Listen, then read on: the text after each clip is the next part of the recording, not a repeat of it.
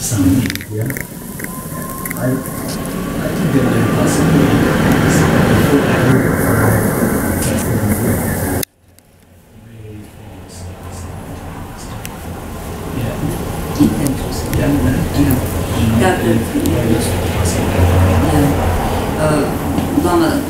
Лама не может так точно сказать, но он сам где-то там 5-6 лет тому назад встретился и знал индийского мастера-тантриста, который, уже, к сожалению, умер, но он был очень-очень великим специалистом по тантризму, индиец по национальности.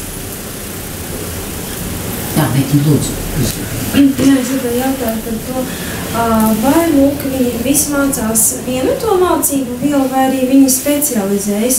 Un vēl otrs jautājums klātā visam, vai, ar ko tieši atšķiras tās mūku apmācības no lama apmācībām?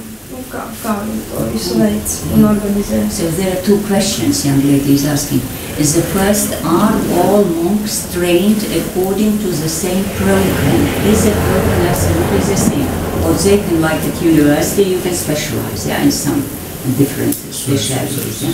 Are all monks trained according to the same program?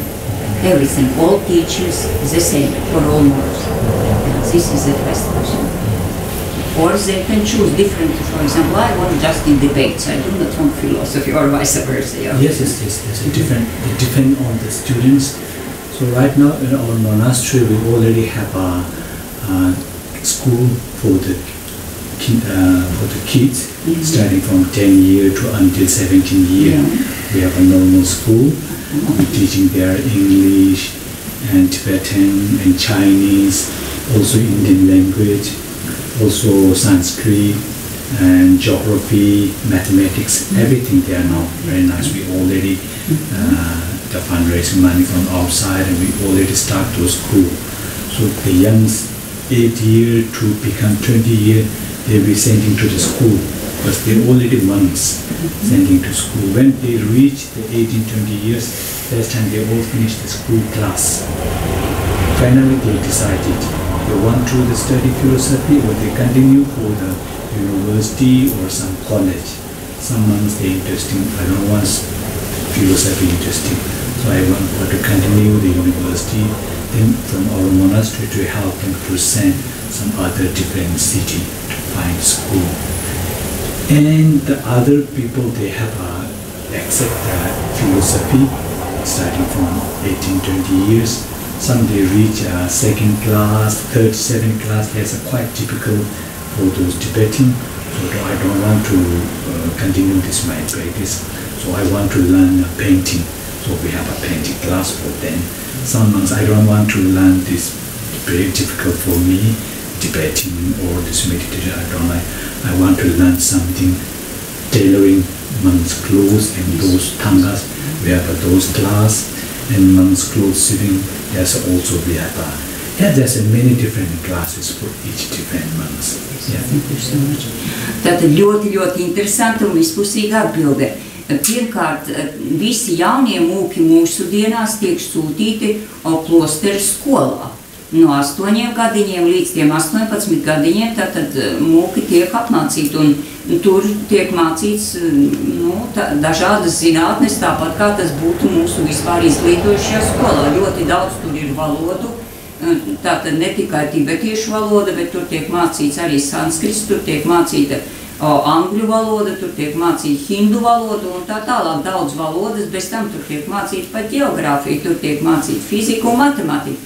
Tātad visas zinātnes tā kā tas būtu mūsu parastajā skolā. Un tad, kad šis cilvēks 18 gadiņos ir pabeidzis šo te skolu un iegūst vispusīgas zināšanas, lūk, tad sākas specializācija un iespēja izvēlēties.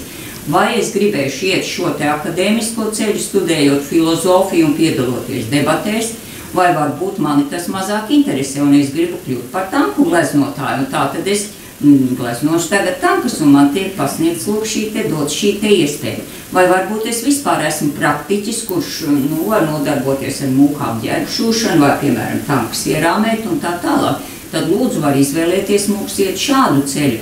Un, ja mūks vispār saka, nu, ziniet, es gribētu tagad kvantu fiziku studēt, ja es to tagad pat piedomāju, ja mūks izdomā, ka viņš gribētu iet ārpus klosteri, ja, tad viņam, nu, klosteris pat palīdz atrast universitāti, kurā viņš varētu studēt un palīdz viņam arī materiāli integrēties šai studiju vidē un izvēlēt to priekšmetu studēt. Visas iespējas, visas izvēles.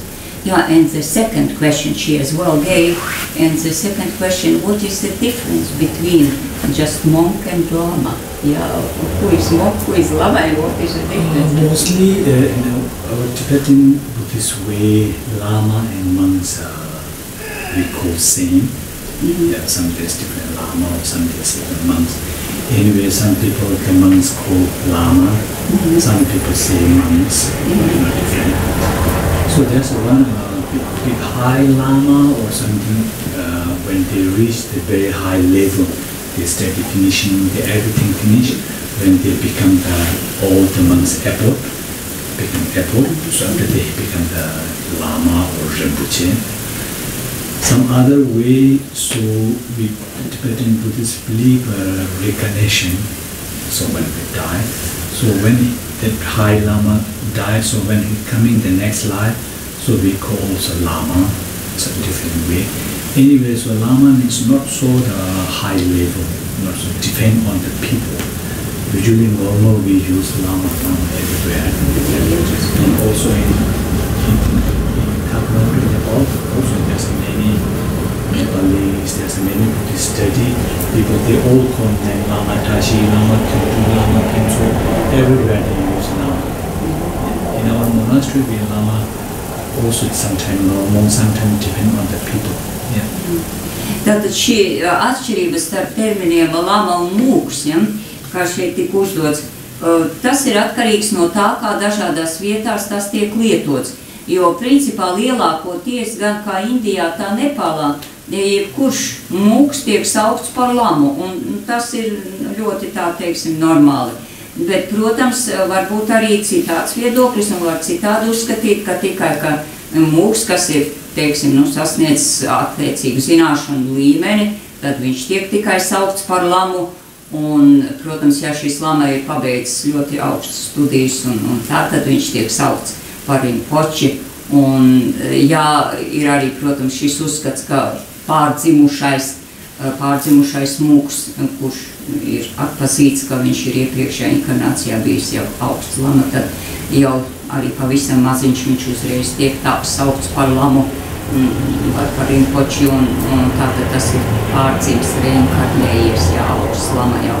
Bet principā tātad varētu būt tā, ka jebkurš mūks tiek saukts arī par lamu, un tas tur nav, teiksim, tāds liels strikts atšķirības. Un, protams, tie, kas ir ļoti augstu izglītību iegūši un ieņemt zināmus amatus, tiek saukti par lieliem abortiem, un tā tas ir.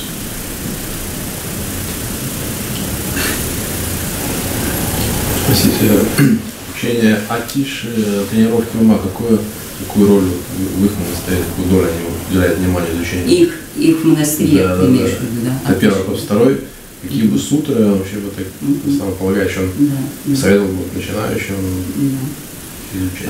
So there is a question is about Atisha studies in your monastery. Are monks paying definite attention to Atisha studies and sutras in general, and in which study year and studying philosophies they are taking Atisha studies? So I mean, the question was, is Atisha as well studied? Yeah, just the training of one's mind according to Atisha, great philosopher. Yeah, he's a philosopher, master. Yeah. Is there this point of view, the training of mind through his teachings as well in your monastery? Yes. Most from those 17 Arahati from the Nalanda monastery, and also Atisha is the most of our Lama Tsongkhapa's quite long lineage. So most we are studying those kind. And what sutra? Just he asked about sutra. What's the name? Es atvainojos, Margarita, jautājums par sutrām bija, kādas sutras viņš ieteikt studēt tā kā iesācējiem. Tas bija. Tas bija otrs jautājums, jā. So I'm sorry, the second question, it was the second question about sutras, yeah? And it was, which sutras do you think it is necessary for beginners to study? Which you would recommend to Yeah, what you can recommend. read for beginners? Yeah, which sutras. Что наиболее важные? Which are the most very important sutras for beginners. Depend on the people. The most depend on the people.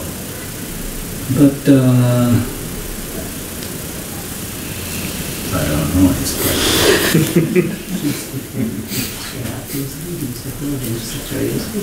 We study Golden Sutra. I know that he's reading Golden Light Sutra. Yeah, but in ours, we have in our Tibetan Buddhist there's 5 section, 5 sets. So Sakya, Gajri, Nyingma, Gilu, Pembo, we have 5 sects. So from our Gelupa, so all the beginners, they teaching from the Lamrim Chimu. Yeah.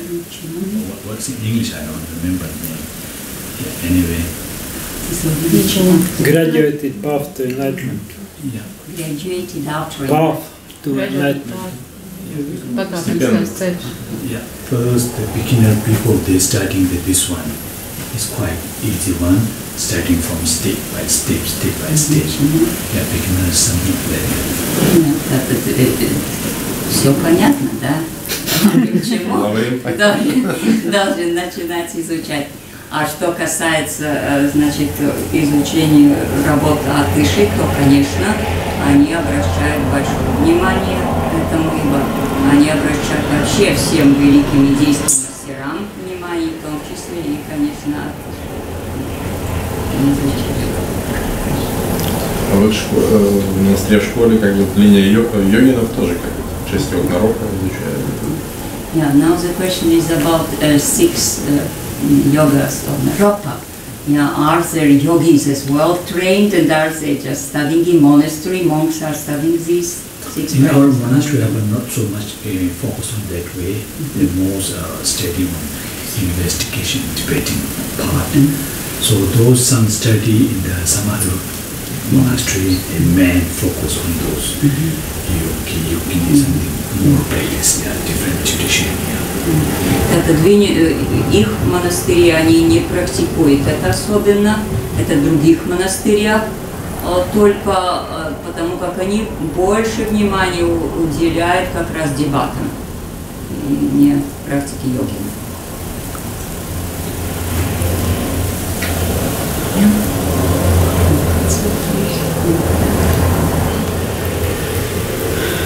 Kā ar mācīšanos no galvas, cik daudz viņiem mūsdienās tas ir jāveic? Atšķirībā no tā, varbūt kā tas bija agrāk.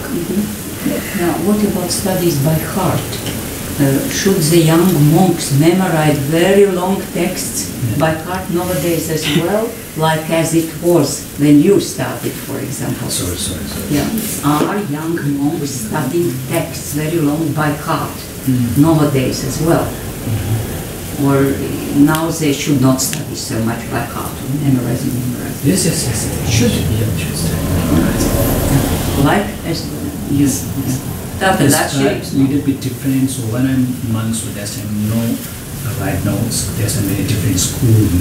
So many kind they want to choose. So when I'm studying my time, there's no any choose. It's memorizing and more spending time on memorizing and praying.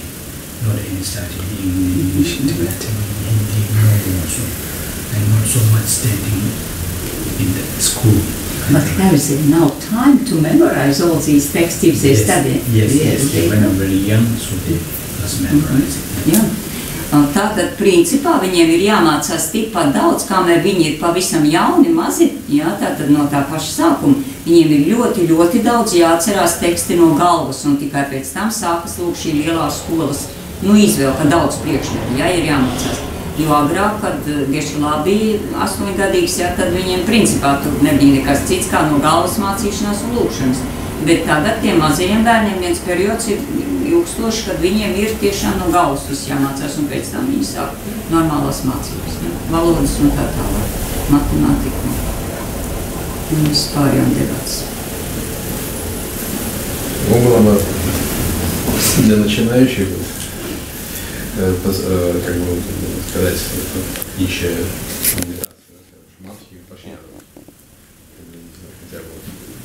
Немножко рассказывать.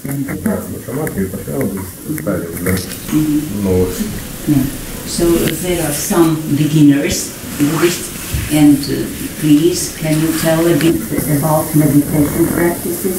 Vipassana, Samadhi, just some words for those how to start meditating. Usually the meditation means there's many different meditations. Not only just stay or not only quiet. We just like stay like Buddhist physically stay like meditation. Also there's a walking meditation. Also circumambulate meditation. Also eating meditation. Also sleeping meditation. Also talking meditation. There's many different meditations. And when I'm traveling in Europe, the most people they believe only meditation means just keep quiet, to just offer light, and just offer incense, then 1 hour, and half hour, more peace. They believe this is the meditation. But it is okay. It's okay for 1 hour, half hour is quite relaxed, more peace. But then fight with our daily life, morning to evening. Our daily life, more relaxed, more peace, more happy, and meditation is working.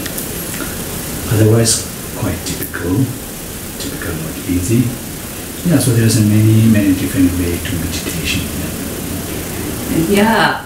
Ответ довольно интересный, да, что мы здесь в Европе все думаем, что только есть один вариант, что медитация это значит, что мы должны все так вот сидеть спокойно или зажечь там свет, концентрироваться и релаксация полная, да, это вот от нашей медитации.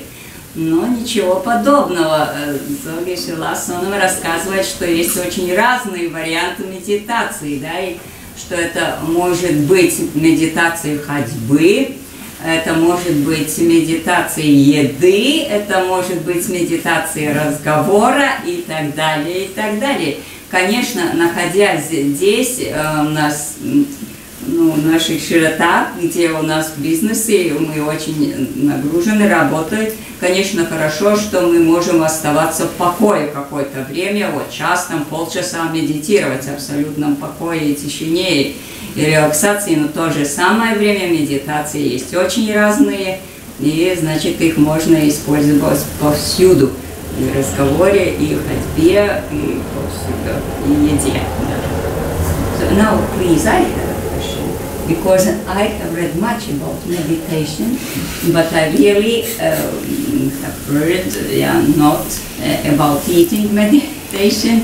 Of course, I know that we are offering, yes, and we are keeping quiet, and yes, we are doing offering, we are keeping quiet, that I know, but what is really talking meditation? I do not know. There's many different meditation ways. So please, some words about talking meditation. I want to start talking meditation. Usually, the most our Buddhist practice or the Buddhist way, meditation means a little bit our negative mind turning to positive mind. Just I believe this way, meditations. Otherwise, it's quite typical because meditation is just silent and just quiet. I don't believe that way. So every everybody looking happy, everybody looking peace, everybody same, we have everybody same. If you believe Buddhist, if you believe Christian, if you believe Muslim people, I think we have many different religions. But I'm going to just one example. So we are going to see one movie. We are together see one movie. Here some Muslim, Christian, everybody going to see one movie. So inside the movie, there's some committee. Everybody laughing together. Same. Inside the movie, some little bit sad story. Everybody crying together. There's no any you are Christian, you are Buddhist, nothing. Everybody same. Inside there's a little bit horror movie. Everybody little bit afraid together. So we are everybody same to feeling that way, looking happy, looking peace, looking relaxed, looking family mind. But when you are going to practice, not so focused on that way. Always try to use more my, I, your. So if we have a little bit reduce those things, my, I, your, things a little bit down. So then automatically our more feels more happy, automatically there. No need to find different. If we a little bit fight with those things, automatically everything there. It is sure, no problem. Jā, tātad atbilde ir tāda, ka, protams, Geshe-Lasanams uzskata, ka meditācija tā jau nav tikai šī te sēdēšana, tā ir mierā, bet meditācijas galvenais uzdevums ir negatīvo domu transformācija pozitīvās domās. Un tāpēc tas nav svarīgi, pat kādai reliģijai mēs piederam. Vai mēs esam budisti, vai mēs esam kristieši, vai mēs esam musulmaņi, vai mēs esam vēl kāda cita reliģija, krišnīti šeit tika minēt arī, bet mēs visi varam vienādi uztvert vienas un tās pašas lietas. Mēs visi esam cilvēki. Un tad Lama dod šeit piemēru, filmu. Piemēram, mēs visi te sēžam dažādas reliģijas un skatāmies filmu vienu un to pašu. Un mēs redzam šajā filmā kaut ko ļoti jocīgu. Un visi smejas un tātad joki un visi ir priecīgi. Un vienalga kādā reliģijā pieder. Mēs redzam kaut ko visai bēdīgu un skumju un visi sāk raudāt. Un mēs redzam kaut ko šausmīgu un visi sāk drebēt, visi ir nobijušies. Tātad tas nozīmē, ka nav absolūti nekādas nozīmes, kādā mēs piederam reliģijai.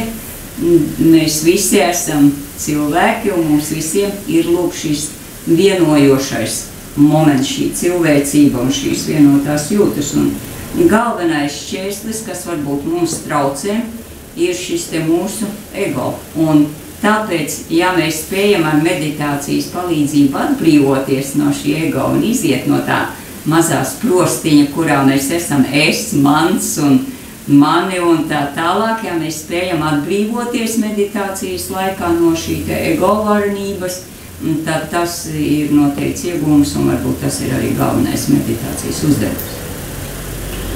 So when the people also from different religions, they are going to inside the temple and also in the Buddhist.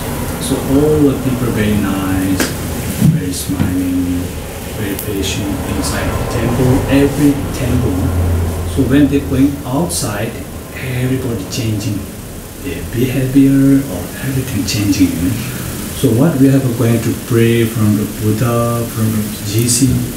So what we pray to those nice things, those nice blessings. So we keep and to use when out of the temple, out of the monastery. So we try to do those most things to bring with our life, so that we can use with the people, If some people say angry is very bad, everybody say. very easily see. But when you're angry, very fast angry, So that's when you will not know the meaning of the angry, So first you can just meditate about the angry, just for investigation. Where from, falling from sky, falling from other place, is falling from supermarket, or falling from your family. So you can more investigation about the angry, just example, So finally, if you really to find the words from angry, so the next, when you're angry, so slowly you can catch the anger, not so fast to make other people hurt. If you not know really angry, it's very typical, like singing angry bad. But if you not know meaning, not to meditate about that, it's very, very typical. So everything that we say, people, you can be honest. We say very nicely, please honest, okay? Yeah, everybody like honest. But whenever going to do something, we only forget the honest meaning. Try to lying, cheating. So you can more investigation to what's the meaning of honest. So it's take 1 day, 2 day, 1 week, no. Take months and years. What's the meaning of honest? What's the meaning of angry? What is the meaning of lying? So you can take step by step more. And if you really find those meaning from angry, meaning from honest, so you cannot use in the country, not use. First, use in your family. So in your family, more relaxed, more calm down. If like a mother, you practice more honest, more angry, she knows the really meaning of honest, angry. So she little bit cool down, relax, and automatically her husband, her child, automatically cool. Then when those kids, when his husband spending time in the office, in the school, little bit cool than other students, other people. So then it's more something like that. Not easy to everybody, not like that. First we try from ourselves to make happy in family, then slowly neighbor, then slowly more like that. It is not only impossible that the Buddha also come in front of you, you can just pray, I want to be happy, I don't want angry. It's impossible. If you're not trying to from your side, impossible. If His Holiness also from side you, and He give you something blessing, okay, He never reduce your anger. If you not try to from your side, it's very, very difficult. Most we try to our inside. Most the people, they looking, if they want to some happy, if they want to some looking nice, looking TV, looking some outside activity, there's no light, there's no TV. Looks like life finishing. We are not that kind, We are human being. We are intelligent. So we use those technique, those nice things. So no need more TV, no need more so outside activity. Inner your peace always keep the balance. So then small things up, down, everywhere. So you know the ocean, big ocean. The underwater always very stable. Upside wave, come down. Is there no problem? So inner you keep very strong. So that's why from our side to do more practice, more investigation, not so attached with the outside activities. We need those outside activities, we need those money, but we never become slave, not slave, money slave. Slave, Slave. Yeah, slave, not become slave money, not become slave activities. Money make our slave. Outside activity make our slave. So you will always try to keep the measurement, limit everything we need. Otherwise, it's very, very typical. Very, very typical. Those already we have those practice. Everything inside, but we are not so much looking inner. Every piece, every something outside is very, very typical. Very, very typical. My experience is very typical. Nu, redziet, tas bija ļoti garš tagad stāstījums. Ja es kaut ko atcerēšos, ja no tā, tad es to iztūkošu. Tātad sākās ar to, ka Šalasonam stāstīja, ka cilvēki ieejot templī vai baznīcā vai kādā citā mošejā, pieņemsim, visi kļūst ļoti rāmi, visi lūdzas un kļūst svētlaimīgi pēc tam, un tiešām tas viss ir no sirds un viss ir brīnišķīgi. Bet līdz, ko cilvēki iziet ārpusē šai svētnīcai, tā viss pārmainās uzreiz. Un sākas nedienas, un katram savas likstas, un vairs nav šīs lielās gaismas. Tāpēc Lama iesaka, ka to, ko mēs savās sirdīs izlolojam, atrodoties svētvietā, mums vajadzētu gan iznest ārpusē un censties to arī integrēt mūsu ikdienas dzīvē. Šo te prieku, šo te laimes sajūtu, šo te svētumu sajūtu un tādu lielu plašumu sajūtu. Un pēc tam Lama dod dažādus piemērus ar dusmām, un, piemēram, runa bija par ģimeni, ka jāsāk mums ir, mēs nevaram tā uzreiz sākt pārmainīt visu sabiedrību, jāsāk mums būtu ar savu ģimeni, un jāvēro, kas mums notiek ģimenē. Ja pieņemsim māte, zinot, ka vīrs atnāk no darba un bērni atnāk no skolas un varbūt viņi ir saercināti, ja viņa spēs šo te mieru noturēt savā sirdī un prātā, tad tas miers pāries arī uz pārējiem ģimenes locekļiem. Un visi tad būs tā ģimenē mierīgi. Un tur vairs neeksistēs šīs te dusmu uzliesmojumi. Tad nevajadzētu meklēt tos iemeslus kaut kur ārpusē, bet vajadzētu sākt ar sevi strādāt, pēc tam pāriet uz ģimeni, un pēc tam zinot, ka šie te mierīgie, līdzsvarotie ģimenes locekļi jau tālāk dosies uz savām darba vietām, un tur tālāk pārnesīs šo mieru un šo līdzsvaru. Tātad tas būtu ļoti, ļoti svarīgi tādā veidā darboties ar savu ģimeni, un pēc tam tālāk iziet uz sabiedrību.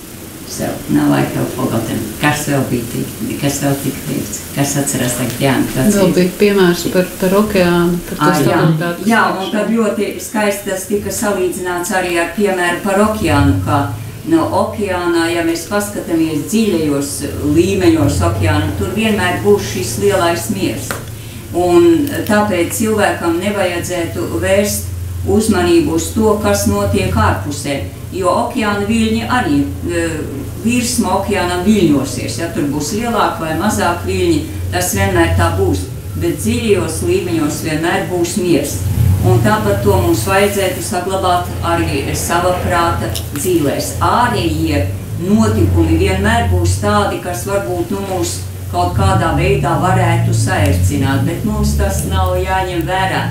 Mums nav jākļūst, šeit ļoti skaisti Geshe Lasonams teica, mums nav jākļūst par naudas vergiem. Jā, mums ir jāpelna nauda, jo mēs dzīvojam tādā sabiedrībā. Mums nav jākļūst par ārējo apstākļu vergiem. Mums nav jākļūst par radio, televīzijas vai vēl kaut kādu citu mēdīju vergiem, kuri, ja nu tagad nav elektrības un ja nu tagad nav mēdīja attiecīgā televīzijas vai datora vai vēl kaut kā, nu tagad es vairs nezinu, ko darīt. Mūsu uzdevums ir strādāt ar savu prātu. Mums ir savs prāts jāatbrīvo no jebkuras šāda veida pieķeršanās. Mums ir jābūt brīviem, mums nav jābūt vergiem. Un tātad, ja mums ir šī lielā brīvības izjūta, nevis pieķeršanās izjūta kaut kam, mēs neesam atkarīgi ne no kā, ne no naudas, ne no ārējiem apstākļiem, tad mēs būsim līdzīgi lūk šiem okeāna dzīvēm, kur nekad vētra neiekļūs, un mūsu prāts būs mierīgs. Un tāpat arī vēl šeit Gešalās Anams minēja ļoti lielisku piemēru. Viņš teica tā, ka mūsu priekšā varētu pats Buda būt, vai pieņemsim viņa svētība Dalai Lama. Šeit varētu mūsu priekšā būt, nodot visas svētības, bet ja mēs paši nestrādāsim ar sevi un paši nedomāsim par to, kā tad atbrīvoties no šīm dusmām, kas mūsos rodas, tad neviens mums nespēs palīdzēt, lai arī kādas svētības mēs nesaņemtu, kaut vai no pašas svētības vai no paša Buda. Līdzēts netiks, tātad katram ir jādarbojas pašam ar sevi, jāsāk ar savu prātu un ar savu destruktīvo emociju apklusināšanu, tā notiek.